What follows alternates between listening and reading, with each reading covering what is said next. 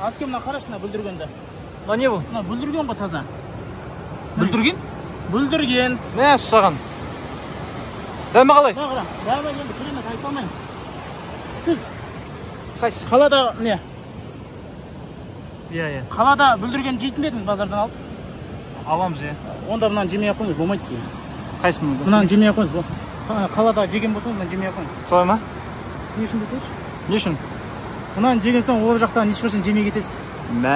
Өйткені мынау бар ғой, мынау ана бүлдіргеннің 100% несі дәмі осында болса, ананың 10% білесіз ба? Мәссі. Мынаның дәмі Солай ма? ерекше болады. Көрейік давай. Мынау міне қой бүлдіргенде бұл. Мен бала кезінде бар ғой, Алтай тауының бер жағында жайлауда өскенбіз ғой. Сол кезде мынаған мен қозы сияқты жайылып өскен мен. Мен осының дәмін білемін да, қаладағы бүлдіргенді одан кейін жеген емеспін мен. Бірге дәмін таттым да.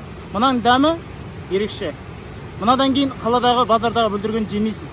Мынау қой бүлдірген, ол сиыр бүлдірген деп аталады. Пай.